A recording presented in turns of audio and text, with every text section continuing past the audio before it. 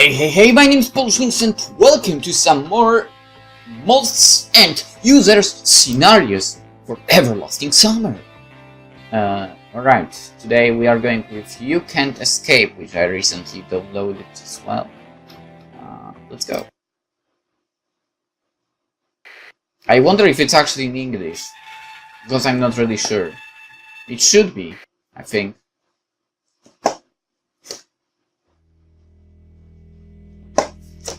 It is. Okay, I carefully lowered a pack full of self-made explosives into the mine. I hope it won't blow up by itself. Although after all the experience I got, it probably won't. I've been learning to make it for 5 cycles already. Oh. So he remembers. Nice. Trying the same way, 5th time in a row. You're really stubborn, but Sisyphus was stubborn too. Sisyphus? Now, what are you talking about? Okay, I'm 1 minute into this mode and I'm confused. Who the hell is Sisyphus? I mean, I'm stubborn as a mule as well, but Sisyphus. Oh, okay! I didn't get the freaking name.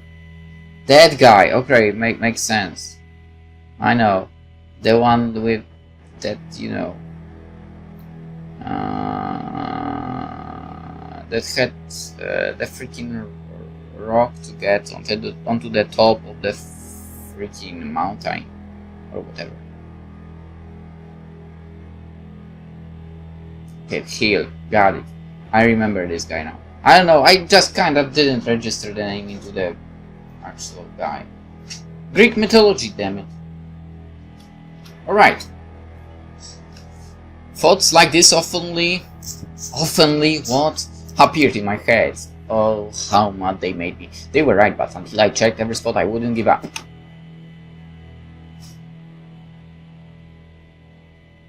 I hope the device responsible for camp stability and control is somewhere in the mines. Or there was no point blowing them up 5 times. Only pioneers' cabins were left to check, but I hope this works. I'm too tired of the same week repeating over and over. If Alice doesn't forget everything every time, I would never get bored of it, but her memory clears every shift. Disgusting! Oh, but there are some pros in that. Huh, how's that Alisa doing now? Probably dealing with hangover as usual. I know why, but I didn't want to change her attitude at all. Too much change. I can't risk that much. I'd try to change that. So, changing your sleep duration and the way you leave the camp is okay, but not letting Alisa drink vodka isn't? What a bastard you are! The setting of explosives slowly but surely was coming to its end. I pulled the next portion of explosive mixture out of the bag and put it on the floor and went further. Soon every explosive was in its place. I only had to light them up. I put a timer which cybernetics kindly gave me, and started putting the fuse to all the charges so that they would explode at the same time. Explodes? What? Finally the bomb was ready and the timer was started.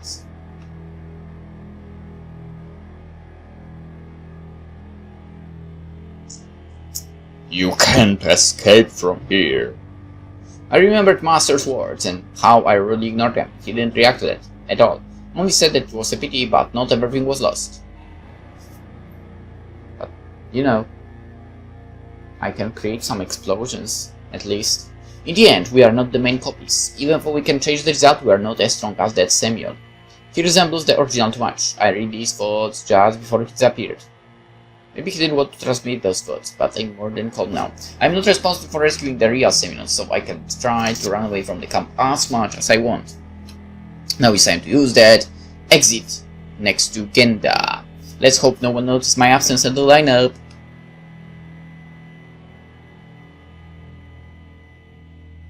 Kaboom, maybe?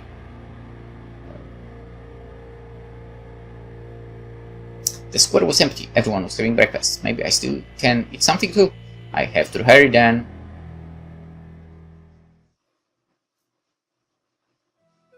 The usual rebuke from Olga Dmitrievna! It was Olga! I need that girl to be romanceable at some point. Please do it for me. I wouldn't be surprised if some of the rare Russian mods had that option for me. Somehow I wish I spoke Russian. Anyway, quick obtainment of the food, even quicker devorment bits. I should take some for Alisa. Liana. I called the rocket girl who was sitting at the next table. For your fat feet? What? She tried to speak. Is stealing 20 pounds too hard for you? Set impossible conditions?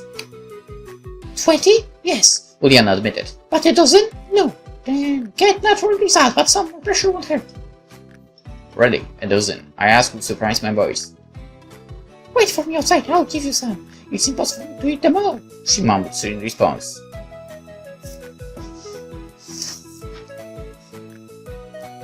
The result really is natural? How many times have I provoked her to plunder the kitchen? 8? Knife? Okay, it should be 8, 9. What? I can't remember. But I get the same bounce every week, and that's good. Thanks, ready. I've patted her head. Go feed Alisa, you aren't going to eat this all yourself, are you? She knows what happened. Well, there's no surprising, I just asked her to sleep somewhere else herself.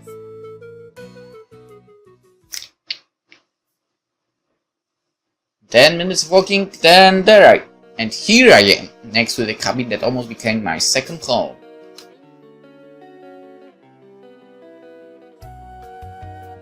Honestly, the one thought that comes to my mind is if I will have to censor something. I entered without knocking. Alisa, who was lying on the bed, took the pillow away from her face. Those tears, those cute but two red eyes. How many times have seen them already? What do you need? She asked confidently. Her look was as always resentful, like a pony. What? I brought you breakfast and some water. I showed her a bottle of water which I hid yesterday under her doorstep. Don't worry, it's not vodka. Thanks, she mumbled and sat on her bed, covering herself with blankets so that I could only see her hands and head. With a strange thing, woman's embarrassment. Woman. Okay, she did such things this night, but now doesn't even want to show herself to me. What things? Details. I want to know the details. I handed her the buns and she eventually started eating them. Now we can talk about spite of her hysterics. She will start the conversations herself after a while and in a completely different mood. Semyon, did the camp leader tell you something? Alisa asked carefully while eating. She tried to, but I don't care anymore. You are here, that's all I need. I certainly sat on Nina's bed, watching girl's reaction to my words. That's nice, thanks. The rest of the breakfast was spent in silence. After she finished eating, Alisa quickly dressed up and lay down on the bed again. What will we do next? She asked, looking at the ceiling. Well, I think we'll pack our things down, say goodbye to everyone, or the cars, arrive home and go to the nearest registry office. I said with the most serious face I could make. After everything what happened between us, I have to marry you. Are you hasting the events much? I'm sure I love you, but are you sure? Oh, Alisa, I would be so glad to stay with you here. I would even go to the damn registry office, but when we get into Icarus, you will forget me again. I don't care, I'm strong with the force that influence memories, but you aren't. Packing didn't take long. I mainly helped Alisa. She shyly but thankfully received my help. Random or not, touches weren't rare, and when they happened, she acted even shyer, but still kinda rude and cheerful. She opened to be fully. That was why I loved. 7th days, the most. 7th day, the most. She finally became herself during them. Okay, 7th days. I get it, because the cycle. Okay, then you didn't make the mistake this time in the words. And here we are standing around Dmitrievna. She's so emotional. They surprise me every time. We are her first shift, and will always be. We're always her first pioneers, hardworking Slavia. Why did you give the name from the lower capital? Cybernetics geeks, or boys that were up to Soviet teenagers. Quite an irresponsible Lena and Xenia. Xenia is not in the picture for. Noisy and always happy Miku is also not on the picture. Unscrupulous Uliana. Huligani Vachevskaya. Wait, is that Alisa? And quite shy, who became less shy after the time he spent among them. I can't even imagine what does she feel letting her first shift of pioneers go. I mean, who knows? We got on the bus. Alisa pulled my hand, making me sit next to her. I didn't resist, but the packet I was carrying on top shelf. Hey, Semyon, She asked quietly, calling me. do you love me? Mr. Van Aswar kissed her. She blushed and recoiled from me. What if someone sees? But she still put her head on my shoulder and grabbed my hand with hers. I'm going to sleep. Good night. I couldn't answer her. I was already asleep. What about the explosives? Hey, you! Wake up! A man's low voice said. I didn't want to wake up, but I opened my eyes and saw... The driver? Come on already! His last stop! The driver was standing in front of us and almost shouting. Who, we? Thought was interrupted by a movement to my left. I turned my head and saw Alisa stretching. Wait, stop? Why is she in a coat? What the hell? Are we in Lea's? I don't even know what to do to rejoice to fear, because everything confirmed my thoughts that I at first counted as impossible. With their clothes, the driver, Lea's with frozen windows. I pulled out my phone. It had GPS connection. I was at home. Semyon, what's going on? Alisa whispered to me and looked around. So, be ready for a very long talk on our way home. Let's go, or we'll get shouted at. I whispered in response. Okay, we're going to calm down. We stood up and exited the bus.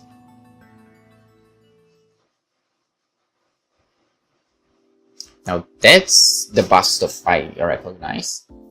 We headed to my home. Slowly, you can't go fast, we're having a talk like with it. She asked me a lot of questions about everything, politics, news, popular things. I've been answering them for an eternity. Also, Alisa seemed to not be surprised at all about the fact that we time traveled and that USSR doesn't exist anymore. But that's not surprising to me either. Alisa was the first person to get used to my changes in the camp. When others stuck if I acted unlogically or unexpected of someone who never was in the camp before, Alisa reacted quickly and lively. Even now she should be very surprised, but doesn't show that to me. Seems like the personalities in the camp were too realistic copies of real people's personalities? Or are they the same? I don't know. But does it matter? What matters is that she is here and she is not scared. Of course, I imagine future scenario. Alisa summarized everything I told her. How? Flying cars and robots everywhere? The whole planet is under USSR's control and Genda is its leader? I told Moasori in a junky manner. West from the Future is a polar Soviet movie about school student who has found time travel machine and went to year 2084, where all of his adventures started. Well, I don't know, maybe like in the cast from the future. Must be houses, clean streets. The houses really are enormous. Well, this future is not very futuristic. But this future's future may be more futuristic. If you don't want to stay here, the 410 bus will arrive in about 15 minutes. Come on! She mumbled and turned away. My bad joke was made even worse by the flow of thoughts it caused. This situation is so strange. What is she here? What if all is a dream? The last thought paralyzed me and I stopped. Elsa gave me a surprised look with signs of fright in it. The pantomime was interrupted by her loud laughter.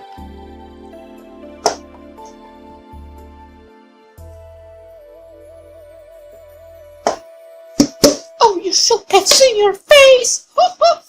She started laughing even louder when she noticed my surprised look. Listen, and speaking became hard to me. Doesn't it all seem strange to you? We're in like a fairy tale. I don't understand. My words raised a smile from her face. It does, but even fairy tales heroes have right to be happy. She smiled again. Have you ever heard a tale with a bad end? Yes? I smiled too. I could not smile after that. Let's go. We're almost here. I mean, there. We reached the door to my flat in silence. I was thinking about the situation we're in, trying to understand it, but didn't succeed. Alisa was just looking around on our way. There it is, the door. It was the same as before. Did I really spend so little time there? I opened the lock. My hand stopped midway to handle. probably everyone knows the feeling when you return home from a long journey. What's home to me, and where it is? It's very hard to answer the question now. Maybe where she is. Hey, what's up with you again? Alisa gave me a confused look. Are you ill or something? No, sorry. I pulled the handle and made an invitational gesture. What a mess. We entered my flat. After a quick tour around it, Alisa conducted. I offered her a cup of tea. Sexy. Well, Semyon, I didn't expect this. Alisa said, not without sarcasm in her voice. A woman in a shirt. That's it, man. Usually I don't have any gas, so I don't clean up. The presence of our beloved company wouldn't hurt here. Definitely. Never thought I would say that, but it really wouldn't. Will you miss her? Why do you ask this, Mural? I will. We'll leave her anyway. The shift has ended. I tell her that there's in fact no one there and everyone in that place is just a puppet, because I could see real Alisa in front of me at that moment, not a puppet or a program. Probably. But your home's there, don't you miss it? Not a bit. No one waits for me there. No one will look for me. But I have you here. Her words warmed my heart. Finally, the tea was drunk, and Alisa said, Let's sleep now. We'll clean up tomorrow. yeah, sleep. We entered my room. I expanded the sofa so that two people could sleep on it. The last time I did was when I bought it. I was a bit ashamed of someone's dirty line in it, but that was the only one I had. Alisa looked a bit embarrassed, but how cute that was. I can sleep on the floor if I embarrass you much. I don't think I would be able to sleep like that, but I had to offer. No, don't. You can catch a cold if you do that. Alisa slept with her head on my chest. Oh, yes. I never imagined that I would sleep like this with someone else than a Dakimakura. No clue, I don't have one. After some time, Morpheus led me to his kingdom too. I woke up because of a strange noise. It was gargling, loud gargling. I turned over in anger. What's that Olga Dmitrievna doing again? At least it doesn't involve me, but that noise was too loud and irritating, so open my eyes. Wallpaper, so familiar. I jumped up from the sofa. Where am I? Here again? How? When I completely woke up, my memory came back to me. I'm at my home, with Alisa. Where is she? The need to answer the question disappeared when Alisa herself entered the room. You finally woke up! She was wearing my black shirt. Put it on more often, please, good old Semyon. I buttoned the shirt, which only had one button fastened. Nice! For sure, let's eat already. But I didn't go. A strange feeling appeared inside me. Seems like it showed on my face too. My suddenly became wet. Alisa, of course, noticed it and sat next to me. Semyon, are you okay? I can't believe this is happening to me. I can't believe I'm kind of happy. Everything is too good to be true. Don't say that you married it. That smile should be forbidden. Let's go. I mean, that smile should be forbidden. Let's go. We had omelette for breakfast. Didn't know I had eggs in my fridge, but that was a nice change from fast food I usually had there. You don't have a lot in the fridge. Noticed Alisa. Yeah, genocide of not-born chickens was too appealing to stop it. What plans do you have? What are we going to do next? Well, first I'm going to finish the omelette, then I'm going to drink some juice. Alisa's unpleased face told me that she was completely serious. Well, I have some money, it will be enough for a month or two. Then I'll find a work. For now, you should buy some clothes and show you around the city. And wanted to clean up your day, remember? I tried to fix my mistake. Of course I do. After we finished breakfast, we started the grand cleanup. I cleaned the shelves and cupboards while Lisa mopped the floor, but if she was always working on her bronze, I was mainly watching her. Semyon!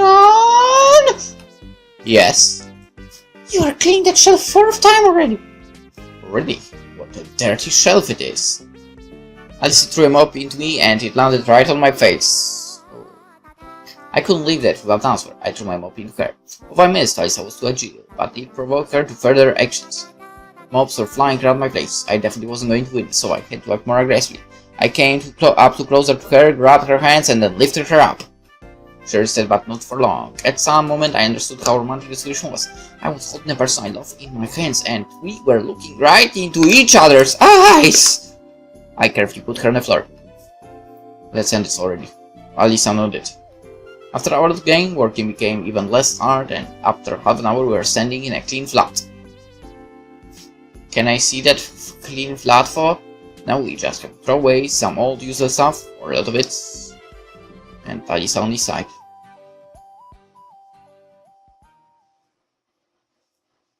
Yeah, I don't see any difference.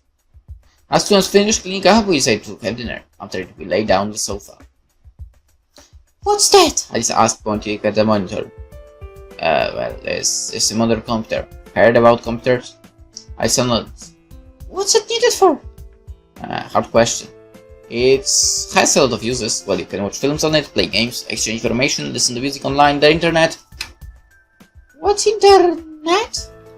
Well, that's a place where you can be anyone. A successful macho, a common loser, a sentimental romantic, or a soulless creature, and no one will ever know it's you.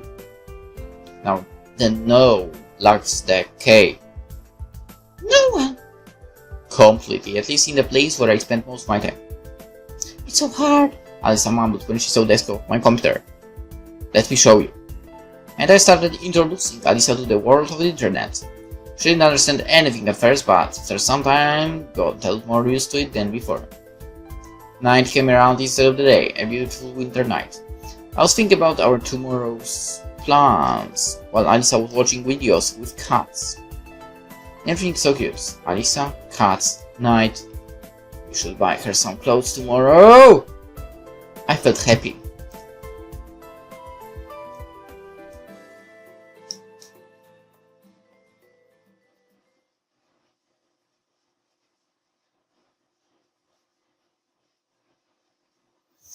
Oh, okay. Why do I feel the air warming and becoming heavier around me? Weird. I opened my eyes and hoped that I was hallucinating, that it was truly real. It shouldn't. It shouldn't! Semyon! My girl's voice was full of fear. I turned around. She was sitting next to me in a pioneer's uniform. Are we in Sovyonok? She wasn't just scared, she was in fear. And I understood why. After understanding that you're an adult in a place with someone you love, where technologies are much better, turning to a place where you have to go back to orphanage and live on without even any hope for a better life is very scary. I didn't know what to do. I cut Alisa whispering, "Calm down, we'll get out of here." I looked around. The same green fields, light outside the bus, which was an exact copy of which arrived every week in the camp, and just when I wanted to answer, "Yeah, Alisa, you're in the camp," a guy I already knew entered the bus. He looked the same as me, was in the same shirt and jeans, but his look was different. It was much older than mine. It was a person who thinks he's better than anyone else. "Do you do this? You transferred us here." I don't know why, but I shouted him, probably because I was very angry. "No, not me. But congratulations! You found the camp's weak spot. There's something in the mines that the camp can't restore quickly, so we let you out." Master started his monologue, but Alisa interrupted him. What the hell talk about? And why do you look the same as Semyon? I swear me! Master looked at her, and that was enough to calm her down. "It couldn't hold you, so you escaped. But when it's restored its power, it found you, so here you are. We can't escape from here this way, as you see. Explain everything fair now, please. I'll wait outside. Then we can finally do what we need to do. And for what I appeared a lot of times in your camp, Master exited the bus with these words. Alisa, I know where to start. We did not have a lot of time. I don't know how to explain everything." I started explaining, but she came up to me and kissed me. I know it's very important. I saw his look. It tells you a lot. Just go and do what you need. We'll explain later, but promise to find me. Or find me there in the future, okay? Okay, I swear, Alisa, if something happens, I find you, and we will be together! Go on, then. I'll miss you behind from the future. She heard me and ran outside. I noticed a couple of tears falling as she ran. Master entered the bus. "We have to go. It's time to rescue us and Semyon." He reached out his hand to me. I looked into my new Ali's eyes. They did show you a lot about him. His look was full of power and knowledge, but at the same time of sadness and tiredness. That was the look of man who understood he had to rescue the world at the last second possible. It was the first time I looked at his eyes. But now, before we go, I have to ask. What will happen to her? Will I lose her? Isn't it too much to pay to escape this camp, master? Do you believe in superiority of mind over circumstances? Yeah. Then you already know. Master held my hand even tighter, and as the world around us started to disappear. The real Semyon can rescue everyone. We guide him, and we will. Semyon. It was the first time he called me by my name. I'm not Semyon, and you know that. I don't want to quarrel, but I want to finally show him that I was not the one who could rescue us. That's what I want to talk about. Everyone but Semyon have nicknames. You'll be the free one. Someone who managed to escape from here, at least for a moment, deserves that name.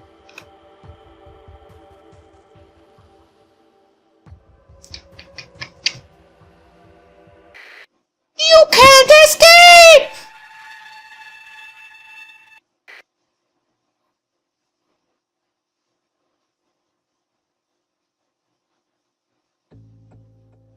Okay, so that was the second mode we've gone through.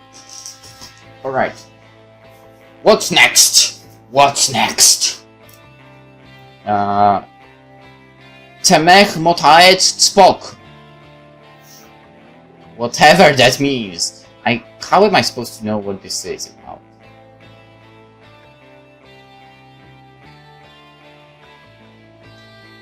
Okay. Alright, I will check if this is in English or not. If it will not be, I'll just not play it. And then we'll move to Memories of Sovyonok, which I believe I haven't played before.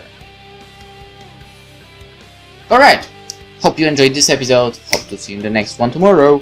Bye bye.